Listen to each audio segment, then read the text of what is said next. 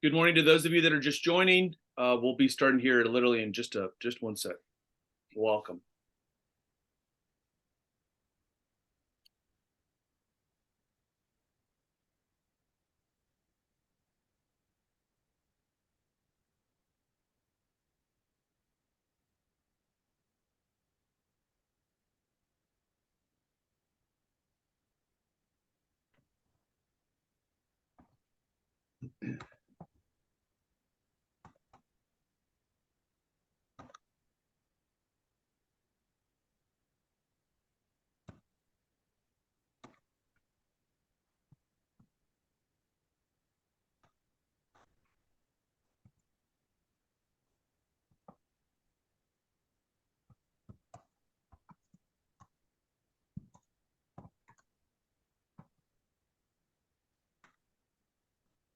Shall we get going, Sarah? Go ahead, Ben. Great. So welcome everybody to the Stripe All Members meeting. It's December 2023.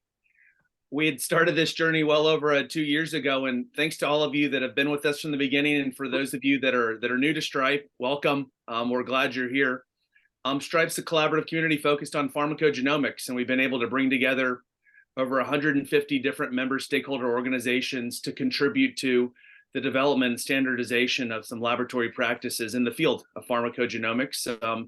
As everybody on the call today knows, it's been a journey, and there's been a lot of updates and a lot of changes and a lot of improvements and progress that have happened in our field over the last couple plus years through COVID and outside of that. And we're excited and very positive that more positive change is going to come, and we have to look forward to in the future. So today we have a pretty action-packed agenda. Should be a very lively discussion. We've invited a variety of experts across our field, as well as leaders in the collaborative community, to share some updates, to share some insights that they have from the work that they've been doing. And we look to have a very productive and lively conversation today on some top of mind items in our field. So with that, welcome everybody. We're glad you're here, and I'll turn it over to Sarah to keep things going. Great. Yep. Thanks, Ben. All right. So we sent out an agenda with some meeting materials this morning of some updates we'd like to share. We did distribute some information on FDA's proposed rule regarding laboratory developed tests, and we wanted to use a portion of today's meeting to kind of talk about some of the perspectives of community members. Welcome also to our new members who recently joined Stripe.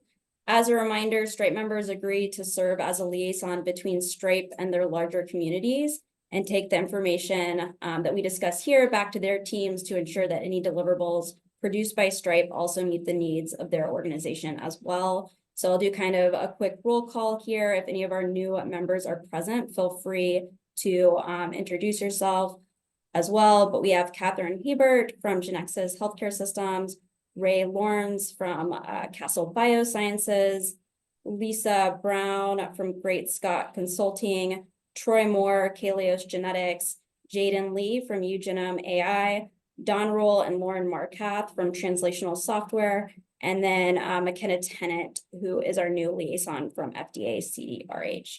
So welcome to our new members. One of the cornerstones to the collaborative framework is rotating leadership. So we're excited to announce our new committee leads. Committee leads are expected to be recognized authorities in their respective subject matter domain, exemplars of the skills, knowledge, and expertise required to navigate the complexity, challenges, and responsibilities the committee may present, and established with a proven track record of accomplishment in their respective field. So Chad Bousman has been appointed to serve as the vice chair for the study design task force, and Ryan Nelson as the chair of the consensus development committee. So we look forward to your leadership in these roles. Also wanted to say congratulations to the study design task force on the submission of 2 manuscripts. So in this first manuscript led by Daniel Hertz, members of the task force reviewed clinical practice guidelines across societies and specialties to determine if pharmacogenetics testing was recommended, and what evidence was used to support recommendations or lack of recommendations. This paper was accepted for publication by the American Journal of Health System Pharmacists. And then the second manuscript, led by Jay Patel, members of the task force reviewed pharmacogenetics testing medical policies from the top 10 payers in the US to identify which drug gene pairs were covered or not covered across policies, and assessed evidence used to make those recommendations. We do have several manuscripts in preparation, including a third manuscript from the task force led by Wrenda Teeple, evaluating evidence used to support recommendations for pharmacogenetics testing and product labels. The STRIPE education team, which is led by Sean Jones, was invited to submit a 6-part series to report findings and discussion from partners in precision medicine webinar series that we held in 2021 to the Pharmacogenomics Journal. The webinar was recorded and is freely available at tvworldwide.com if anyone's interested in viewing the webinar sessions. And then lastly, our Consensus Development Committee is finalizing a review of consensus methods and how consensus approaches have been applied to develop pharmacogenomics recommendations. The findings from this review will inform STRIPE's consensus development strategy. So these are all in progress and being finalized right now. In the new year, we'll be assembling new committees. So applications are already open for the Patient Advocacy, Access, and Equity Subcommittee. And in particular for this committee, we'd of course like to engage patient advocacy organizations.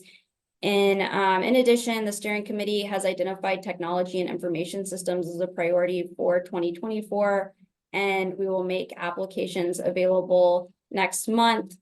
When we assemble new committees, we're first looking for those who are interested in chairing or leading the committee.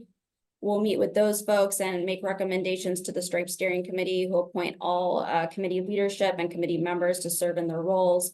Our primary goal is to ensure that each committee has adequate stakeholder representation across healthcare sectors. And so the committee leads, once they're identified, will advise on committee composition and help refine the committee objectives. So we wanted to earmark these 2 committees, which we'll be assembling next month, beginning to assemble next month.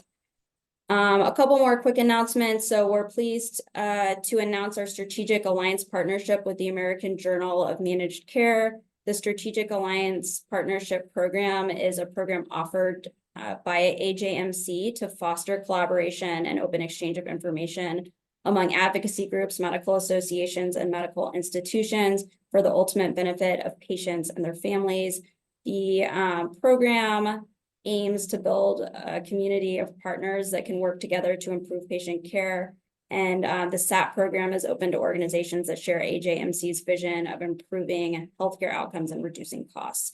So this partnership also includes a microsite to host content for the community.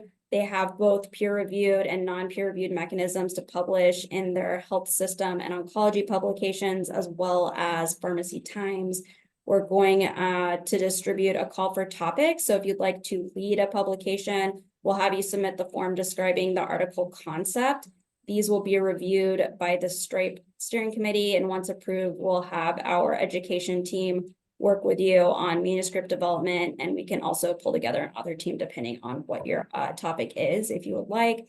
In addition to being published in print, the content will also be made available on our dedicated microsite, and we plan to do a lot of communications around STRIPE manuscripts.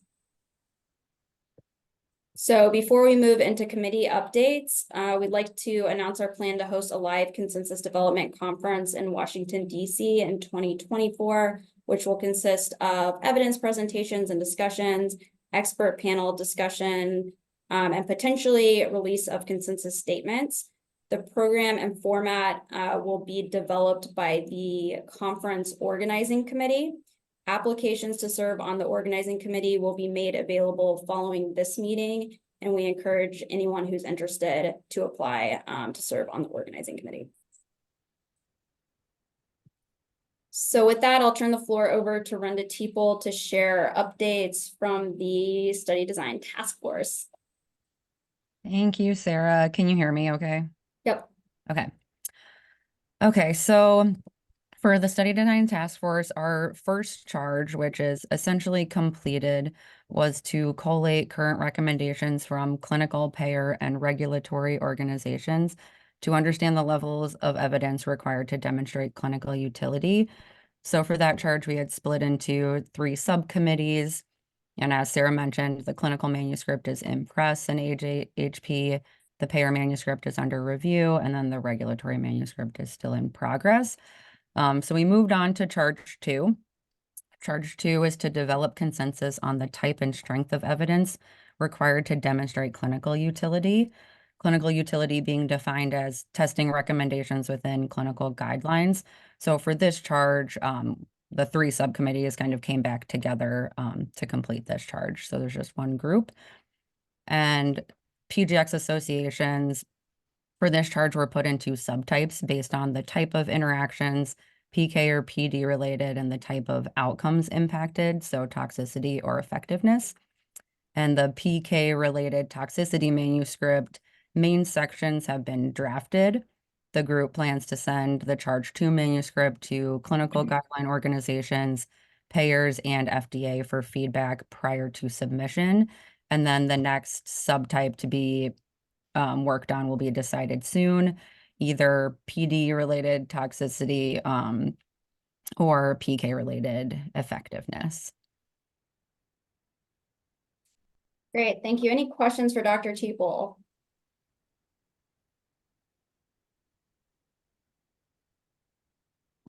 This is Vicky Pratt. I mean, your definition for clinical utility is not sort of this, while there is not consensus on the definition of clinical utility, is probably not sort of the accepted one that changes in patient management.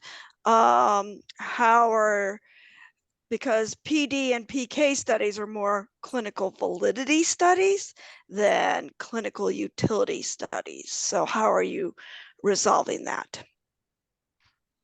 Yeah, I think so. Dan Hertz may have something to comment on in terms of that question, but we understand that clinical utility does not have any defined like definition. There's no consensus on it.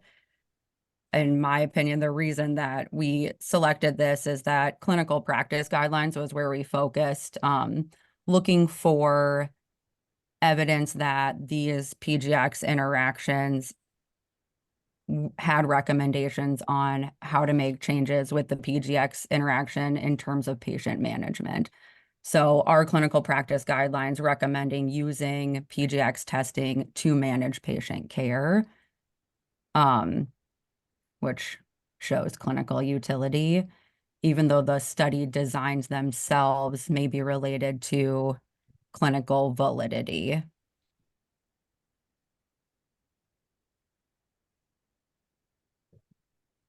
Do you have anything to add, Dan? I think there might just be some confusion about how we're using different terms. So we are not redefining clinical utility. We are establishing what evidence is required to demonstrate clinical utility, and it'll still be something similar to demonstration that the benefits of testing are greater than the risks of testing. The use of the terms pharmacokinetics and pharmacodynamics are just our way of differentiating among the different types of pharmacogenetics associations, and we'll be tackling each one of them one at a time because there are differences in how you would modify treatment and what kinds of outcomes you would want to demonstrate superiority of. So that's why we've differentiated them into buckets. When we are using sort of the colloquial term clinical utility as what evidence is required to get clinical guidelines committees to recommend testing or payers to pay for testing or recommend testing, we're just using that as sort of our threshold. How to describe this? We're using clinical utility in that sense to mean, again, what would be required of those different groups to do whatever they need to do to recommend or support testing. And we understand that there is an actual literal definition of clinical utility, which is what we are sort of establishing, which again, we believe is that the benefits outweigh the risks. So we're using that term clinical utility as what does each of these groups need, what evidence they need to see, what study designs would need to be conducted in order to demonstrate that it should be recommended and used. And we do not anticipate, and based on our first manuscript, we are not recommending that PK be used as a threshold of evidence for actually recommending testing or demonstrating clinical utility. So I think there's just some confusion how we're using terms. I'm happy to follow up and have a broader or more focused discussion with you. No, just there's a lot of the words are confusing, and how people use them also can add to the confusion. So thank you. Yeah, we are using them very precisely, and you are correct. And it's hard to convey in a very brief amount of time, but we completely agree with you that we need to be very crystal clear about the difference between validity and utility and what we're demonstrating each step of the way.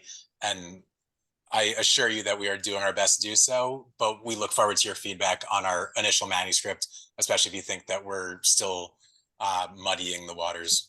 Thank you. Agreed. Thank you.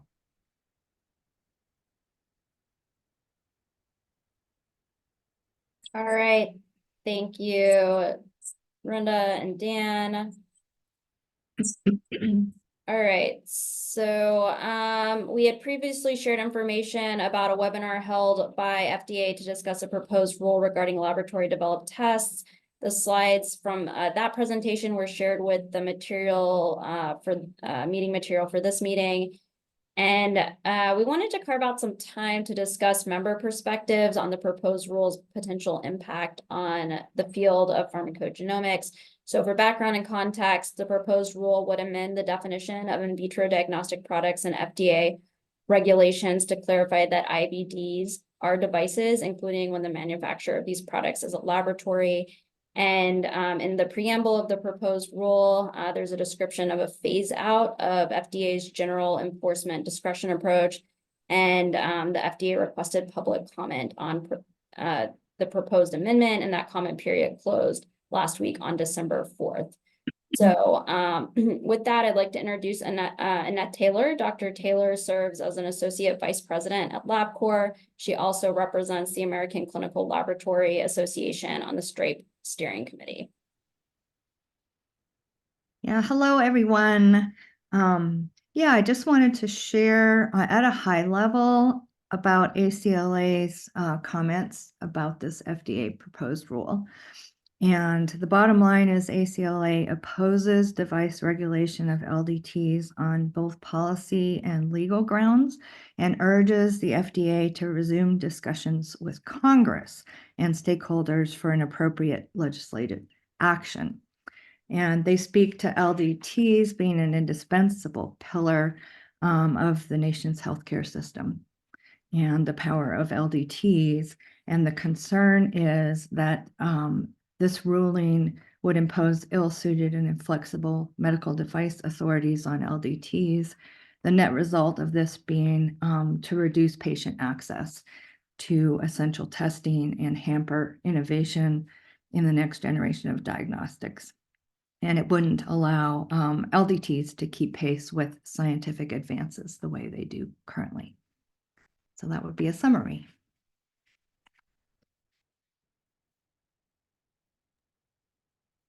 Okay, any questions for Dr. Taylor?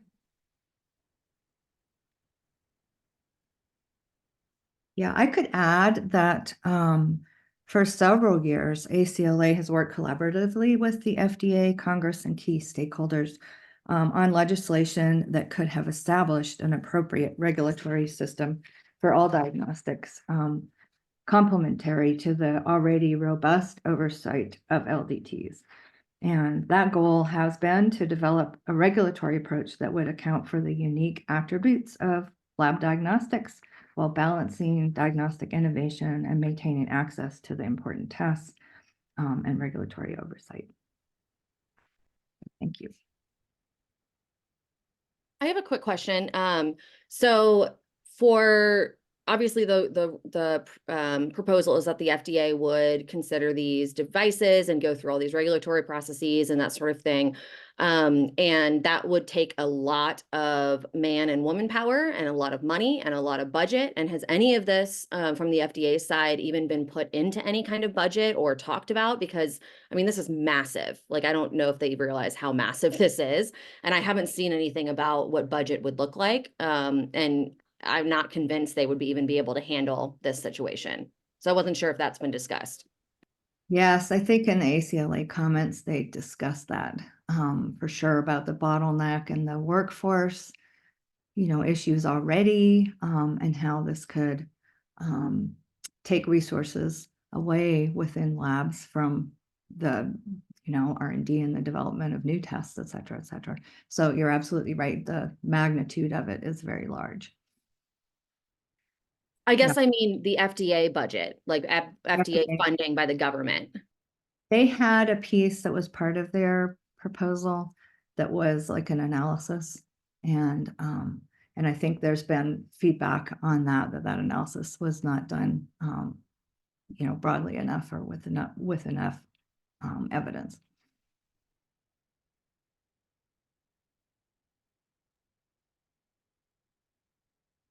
Thank you. Any other questions before we go into our community dialogue?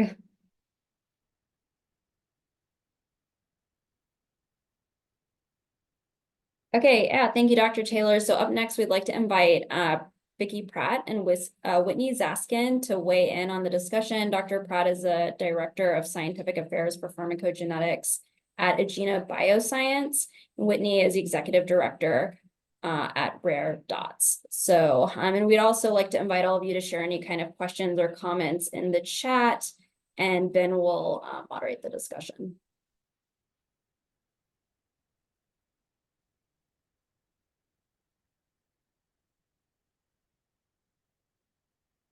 Sure thing. Thanks, Sarah. I'll get started. Ben, I didn't know if you had an opening comment, and I can't see you. Yeah, I think start. Yeah, if you want to give someone kind of more background on yourself, please feel free. Yeah, sure thing. Hi, everybody. I'm Whitney Zatzkin. I run a consulting firm in the DC metro area. I've been fortunate enough to do some solid rabble rousing with Robert Wood Johnson Foundation and others. And I'm also a mom to teenagers by adoption, and I'm here speaking as someone who knows a bit about a lot of things, and also knows the true value of PGX testing. We didn't know anything about the genetic makeup of our children, and they were having some really funky side effects to some medications. And we were able to solve them because we had access to pharmacogenomic testing. And so I'm here today to speak to that and some of the concerns that I see in the LGT space that I can get into later. Vicky, do you want to say hi? Sure, I'm happy to say hi, and I will have to say that my comments that I'm talking about today are based on my experience as a lab director for over 25 years, as well as being former president of the Association for Molecular Pathology.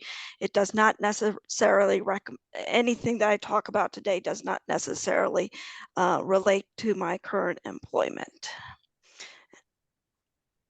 Perfect. I promise not to run it on a billboard in Times Square.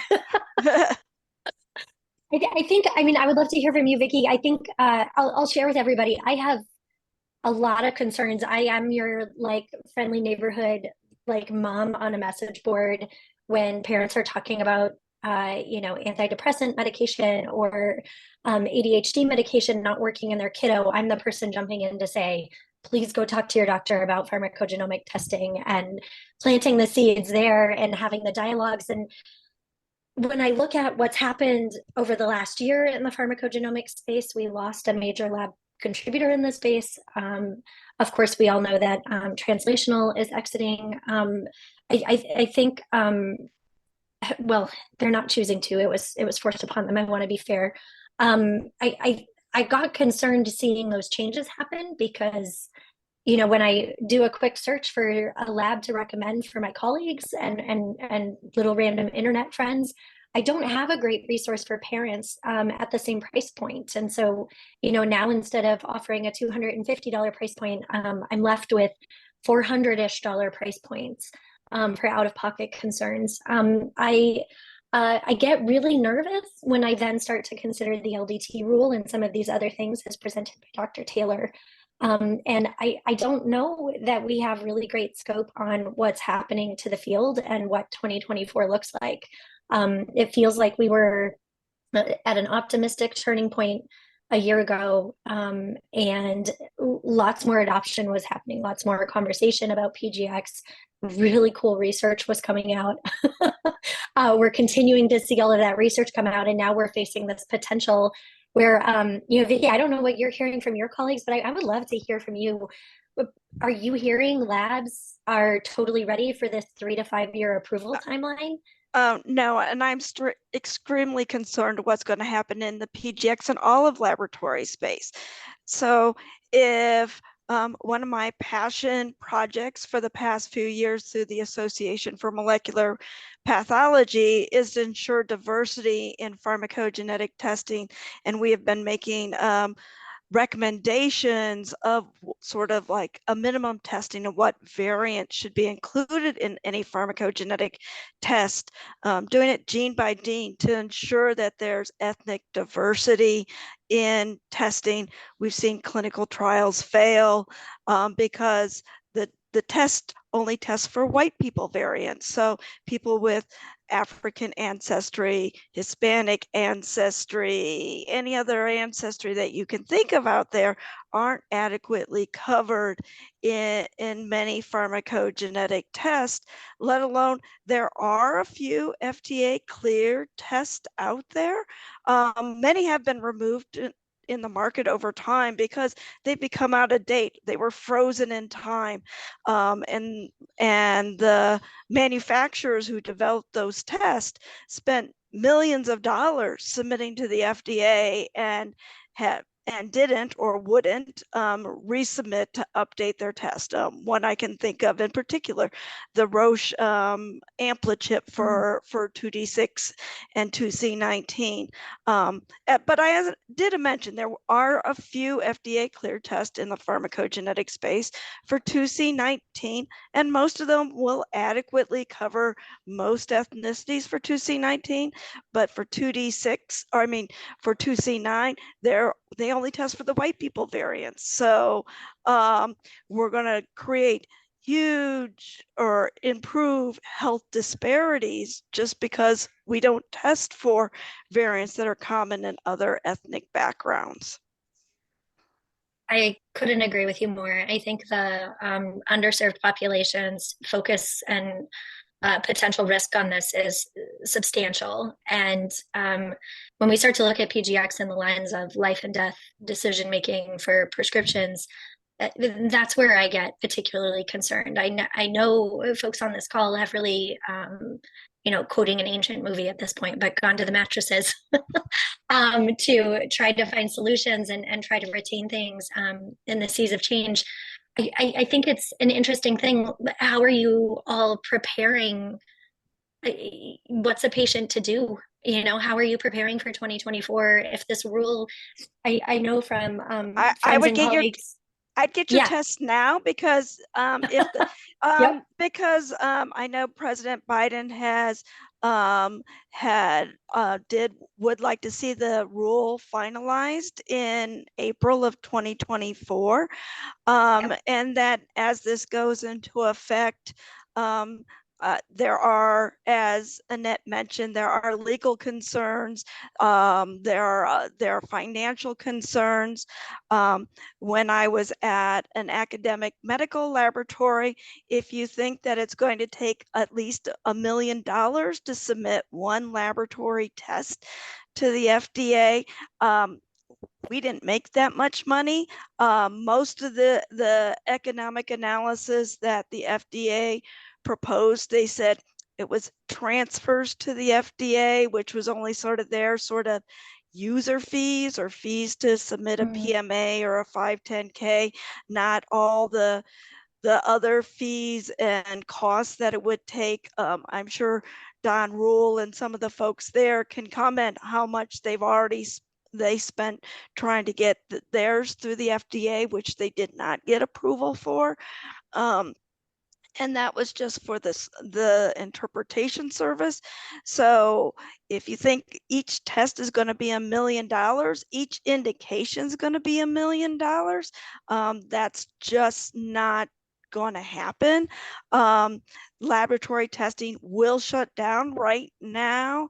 I've seen some estimates, including pharmacogenetics, that 90% of all laboratory testing will be shut down, just because labs don't have the people, the expertise, the time, or the money to be able to afford this.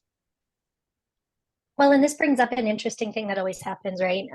When there's a medical advancement and US patients don't have access to it, we are an affluent country when you look at the globe, and it leads to a lot of folks traveling for medical care or diagnostic care. And I wonder what new folks might be entering the market. I'm thinking even about some of the labs overseas that are FDA certified. I'm not. But where do you think people are going to end up going? Are we all road tripping somewhere cool at least, or? And that's if you can afford it. So think about right, exactly. Yeah, so that's if you can afford it. I mean, when you just travel to Mexico or some Caribbean island or South America, if you can afford it, to go get a laboratory test performed. And I think there is in the US, all clinical laboratories are regulated by CLIA. There are CLIA and elsewhere outside the US, you may not necessarily have sort of the standards around CLIA and CAP that ensure accuracy in laboratory testing. Now, will I admit, are there bad labs out there? There, as in any industry, there's bad car salesmen, there's bad doctors. There are some bad laboratory tests. Some of the bad laboratory tests are even FDA cleared and approved. So, you know, the system's not perfect, but there is a system in place to ensure that there is quality in laboratory testing, and additional oversight, I don't think is going to help that. I'm curious, I don't think any of us do the work that we do or have the passions that we do. And I think everybody on this call is a big fat nerd. But when you look at a conversation about quality, and I have for 6 or 7 years now sat on quality measure review boards and committees connected to CMS, I don't think any of us are coming at this from a place of not wanting the highest quality and the most access. And so, you know, when you're staring down the lens of what you would propose, I would love to hear from you, Vicky. What would you like to see in place of what's happening?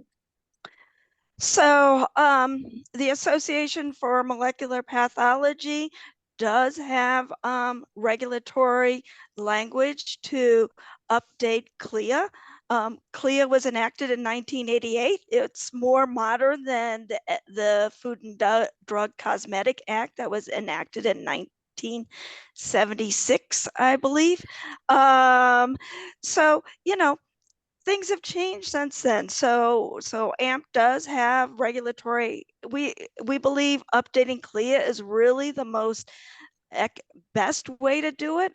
There is a CLIAC committee that is administered by the CDC, Clinical Laboratory Improvement Advisory Committee, that does have FDA representative on there, as well as others throughout the laboratory community, and advises the Secretary of Health and Human Services for improvements to CLIA.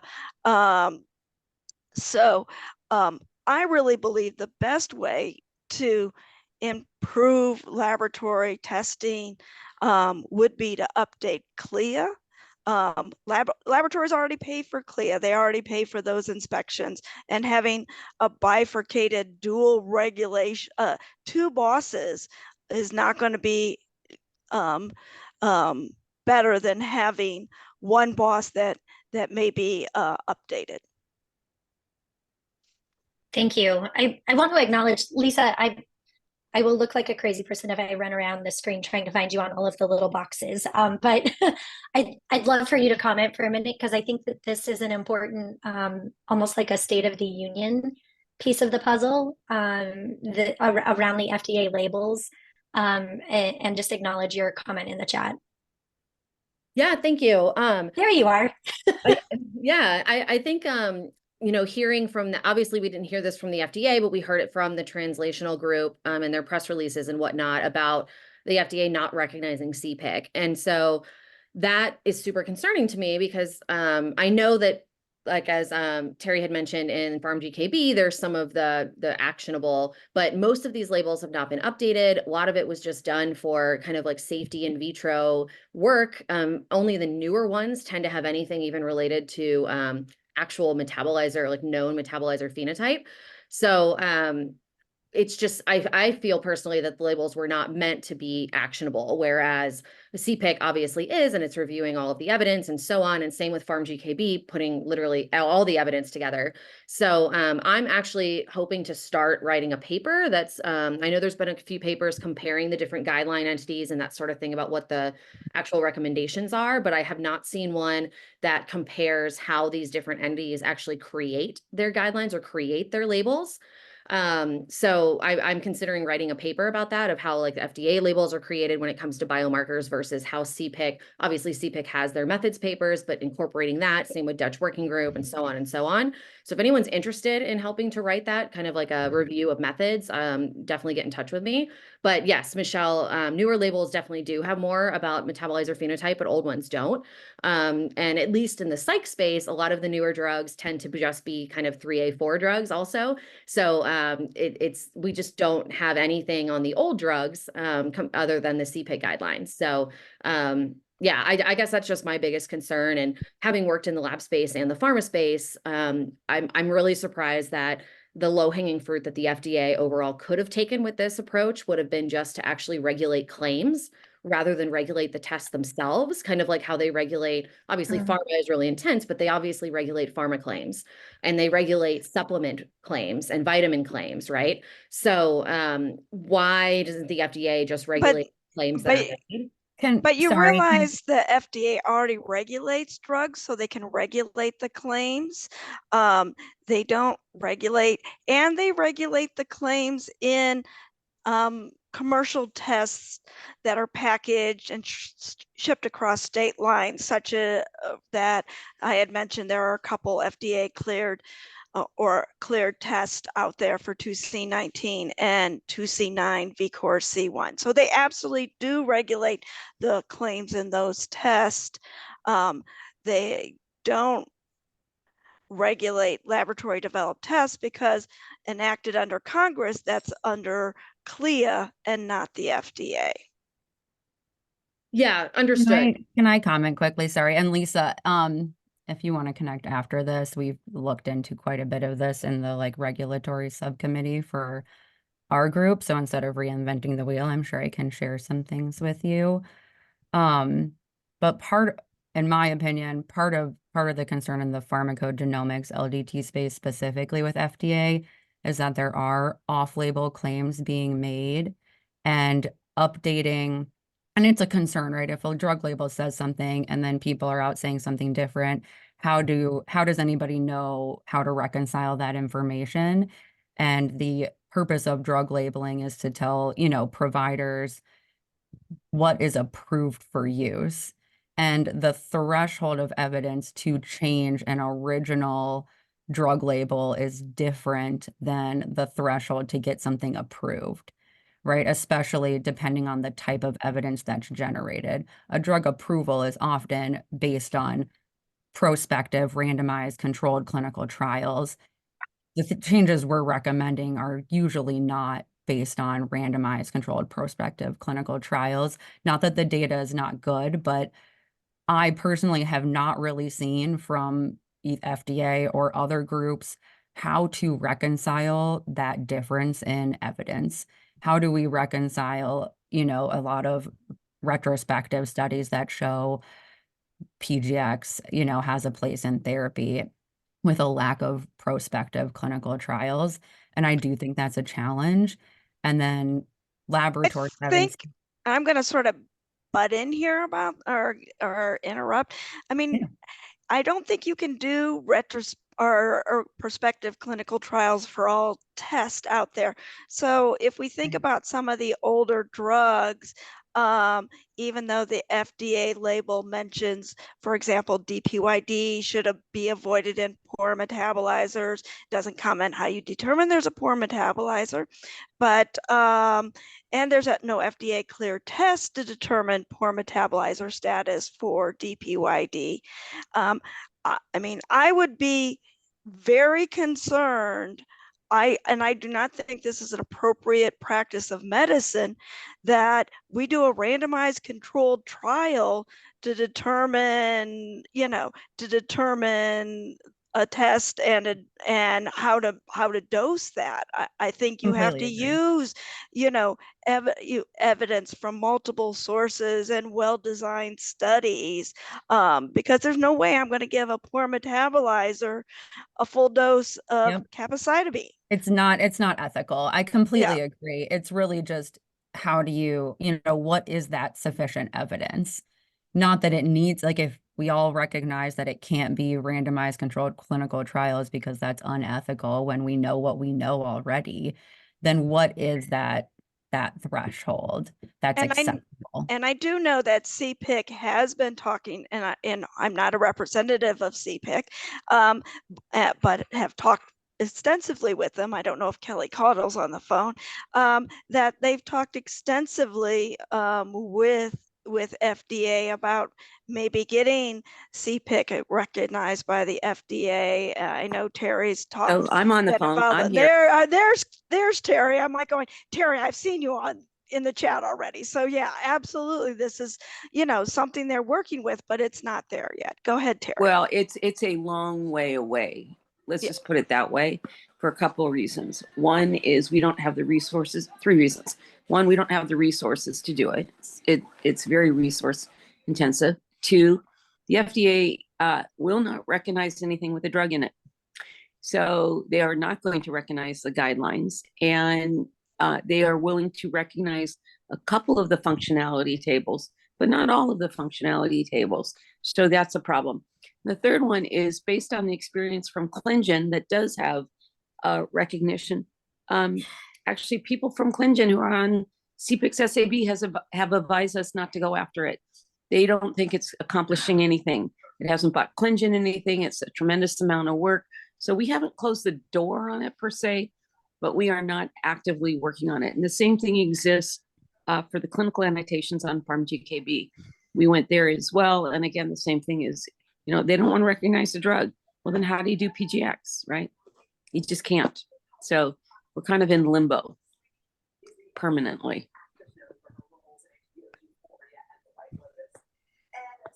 Thank you, Terry. Thanks for the update. I know it's been a difficult journey. That's an understatement, but thanks. Yeah, and honestly, my it's a little frustrating to me that I haven't seen any, recommendations on how FDA expects that information to be reconciled and what the expectation is. So where do you go if our best clinical practice guidelines aren't sufficient? And CPIC, goes through the National Academy, formerly Institute of Medicine, or the National Academy of Medicine's rigorous guidelines on how to evaluate evidence for their guidelines. So absolutely, and we adhere to those guidelines as best we can. So they go through a rigorous it's a extremely rigorous process, and it just goes back to things get frozen in time, can be frozen in time with the FDA. Bless their hearts. So part of the 21st Century Cures Act was a carve out for clinical decision support. When we investigated that, I actually reached out to the digital health people at FDA and essentially said they didn't think that clinical decision support was appropriate for pharmacogenetics because their criteria one was that the clinical decision support cannot evaluate signals, and they considered a VCF file to be a signal. We've tried to convince them for years that the signal is really processed by the manufacturer's equipment that results in either VCF file or some other genotyping file, but they still consider that signals, which kind of precludes being able to do clinical decision support. So I think they have a valid statement that the haplotyping, converting the genotypes to star alleles, that is something that a physician of ordinary experience could not really understand by simply looking at the literature. It's something, you know, even many lab directors have trouble with it. So I can't understand that should be, you know, that is an opportunity for regulation to come up with some levels of consistency. But without that, there's really no pathway to clinical decision support. And without clinical decision support, there's no pathway to really helping doctors, because the level of empirical evidence that the FDA needs to be able to make a statement is something that is basically waters down any recommendations to the point where they're not really helpful. Well, and I gotta comment, you know, Don, you know, I know you've had gone through quite of an experience with the FDA and translational, but I work with 2D6 for and help laboratories all over the country, and yet alone all over the world, where they can't figure out, where the 2D6 gene is such a complicated gene, and you see such unusual combinations, and while Pharm.D does a great job of, you know, trying to keep up, you know, keep that up and provide a resource for laboratories, that gene is still really complicated, and it's really hard for laboratories to figure that out. And a part of my current job is really just helping labs all over the world, including the US, figure out their 2D6 results, and so that they can provide an interpretation or a haplotype or a genotype or a diplotype to their patients that they're serving. Well, and Don, thank you for jumping in. Ben and Sarah, there's a conversation bubbling up in chat, so I wanted to give you a moment to respond. I know over the last couple of weeks, Stripe has been coordinating comment letter response and quite a bit of other activity. So I just wanted to redirect the conversation for a second for you to respond. Thanks, Ben. Yeah, absolutely. I know we have our new liaison from the FDA on the call right now. You know, in the conversation, she's been participating and listening to the conversation. You know, this is an appropriate time for her to, you know, comment. You know, as we know, going into today's call, that the comment period for the proposed rule ended last week. And really, we wanted to use today as an opportunity for all members of our community to be able to contribute, share their thoughts and inputs, knowing that, you know, there still is a long way between now, you know, and a proposed rule actually coming to an effect. But at the same time, wanted to use this as a forum for people to voice their concerns, you know, maybe opportunities to additionally contribute to the direction this proposed rule might take, but give everybody an opportunity to have a, you know, to have a voice in the conversation, because, you know, these meetings only happen every 90 days. And so that really was the overall objective of today's conversations. You know, there's numerous opportunities for people to take what they learned today, connect offline, but really just for people to contribute and hear from others in the community. Yeah, and I just want to acknowledge, because I see the chat and I hear what Ben just said. First of all, it's great being able to join this collaborative community. I really appreciate the opportunity to listen to the discussion today. Given the topic of the proposed LDT rule, I am on listening mode for this presentation, but plan to take back the discussion. And I do think, we've been talking with Ben about at a future all hands meeting, having some sort of FDA presentation or topic on pharmacogenetics. My role here is to take this dialogue back and to also present positions on our end. So I just want to acknowledge the dialogue, say that I'm on listening mode for today, but plan on taking this back and look forward to future all members meetings where we could potentially have a more focused discussion from FDA's perspective as well. Great. Thanks, McKenna.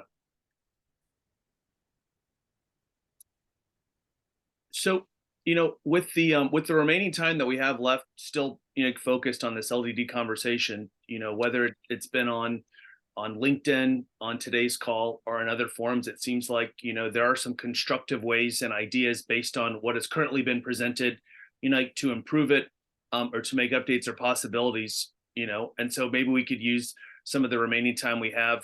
I'm curious to hear from other, not only from the speakers today, but other members of our, community. If you had a magic wand, or if you could wave a magic wand, maybe what would be one or two aspects of the proposed rule that you'd like to see done differently? And again, we can, use this to have as constructive of a conversation as possible, knowing what we now know. So with that, I think I maybe turn it over first to you, Whitney, or Vicky, to consider that question, and then we can hear from more members of our community. Go ahead, Vicky. I think I'm just going to be really clear that Congress created a bifurcated system where clinical laboratories were under CLIA, manufacturers of tests and kits that go across interstate Congress or go across states are regulated by the FDA. There is language in the Food and Drug Cosmetic Act that says medical professionals or healthcare professionals. I had the language up, but it's minimized at the moment. Can use and modify instruments, items for their own practice. Laboratories are a part of the practice of medicine. So I believe it's up to Congress to change how that's done. There have been attempts in the past, or congressional to, such as the Valid Act, to change some of that. That has not passed through that's not been passed in Congress. So, I'm just gonna, I just say the whole thing should be thrown out the window and leave it to Congress. And maybe that's the intent of the FDA. I don't know, to try to force Congress's hand to change the system as it is. So I will stop there. And I always get nervous when someone says leave it to Congress. So I'll jump in and be the naysayer on that, Vicky. But I think from where I sit, I would love to know the framework or matrix behind the quality concerns that provoked this rule being presented. Obviously, we don't have final, so whole pages could be completely scrubbed at this point, right? Absolutely. Yep. So, and I know Betsy has her hand up. So one of the mandates or executive orders from President Biden is true, sort of like the American public deserves to know the truth. Many of the claims that the FDA used were sort of New York Times articles that sensationalized things. So, and not pure academic science. Another one was, one was the non-invasive prenatal testing article from the New York Times. Another was a pilot study that suggested that Spot DX that their laboratories had problems with it. I know some of the study authors around that. And there was some, it was a pilot and trying to understand. There were things that were, as designed in the pilot, were not sort of really related or you would see in a typical patient or any patient. And additional follow-up studies done actually showed really good laboratory performance with Spot DX, but the FDA did not include that in sort of their list of harms. And so I'm going to shut up for a moment and let Betsy, or be quiet for a moment and let Betsy provide her comment or question. Thanks, Vicky. Always great to hear from you. I think we all agree on that. I would just, I know the deadline for comment on the FDA rule for oversight of LDTs, that ended on the 4th, far shorter than it should have been as far as duration for comment. But I think that that doesn't overrule the possibility for each of us to contact our congresspersons, because as Vicky mentioned, AMP has released a draft of expansion of CLIA regulation, which AMP and I as an individual am supporting, as opposed to oversight by the FDA. So I personally have contacted my senator. I come from Delaware, a very small state, so I happen to know both my senators personally. So that's helped me a bit. But I've also consulted with a couple of people on this call to try to get some response, which I have. So I'm going to continue that conversation and to be sure that we can find champions in Congress where we can and whenever we can for this expansion of CLIA. CLIA, who, as Vicky said, has been overseeing our testing since at least 1988. I have to say shamefully as well that, again, I'm from Delaware. My senators are Coons and Carper, and I know Senator Coons is a very close friend with our president. So that hasn't been lost on me. And I think we can each have impact if we comment. And I know through our stakeholders, through our organizations, AMP and ACLA and other large academic teaching institutions, we've all been supportive there. But I do know, at least from my personal legislators, that any kind of template or form letter are bucketed and considered a single thought. So independent thoughts to your congressman, I think, will hold a lot of weight. And I actually think the rulemaking comments set a record, though I'm not sure all of them have been will be presented. I'm not sure what's happening there, but I just encourage everybody to continue to reach out to your legislators on this issue. LDTs overall, and certainly PGX. And Betsy, can you double check? I did a quick Google search while you were chatting. Did I put in the right link for the CLIA modernization latest from AMP that you referenced? I think that's correct. Yes. Vicky can probably confirm that as well. But yeah, it's free for all to see. You can, my senator's office requested a copy of the draft legislation, which I did send to them. So it is available to do that. Certainly offer any of us, or offer yourself personally, for any kind of thoughts or response. So I'm trying to, I hope I'm not, making a high maintenance constituent of myself, but I think it's time, actually. So I'm going to continue respectfully. Thank you, Betsy. And we reached the top of the hour. Knew we wouldn't have enough time to get all the conversation and dialogue in that we wanted to today. But first and foremost, I wanted to thank everybody that participated in today's meeting. Thank the speakers. Thank Annette. Thank you, Annette. Thank you, Vicky. Thank you, Whitney. Thanks, McKenna, for attending. And in general, we're excited that we can have a forum to have people contribute their thoughts. Knowing that there is not always going to be agreement, but if we can use this as a constructive place to start, continue, and advance the conversations, we're accomplishing our objective as a community. And so we look forward to seeing everybody in the new year in 2024. And as today, we'll send a follow-up to today's meeting, providing some of these opportunities that the speakers talked about to either further engage or continue conversations started today. So with that, thank you all for participating and being members of the Stripe Collaborative community. Happy holidays, Merry Christmas, Happy Hanukkah. We look forward to speaking to you all very soon. Thank you very much and have a great rest of your week. Thank Thank you. Ben. Thanks, Ben, you. Sarah. Talk to y'all soon. Thanks, Ben. Sarah, take care. See you guys.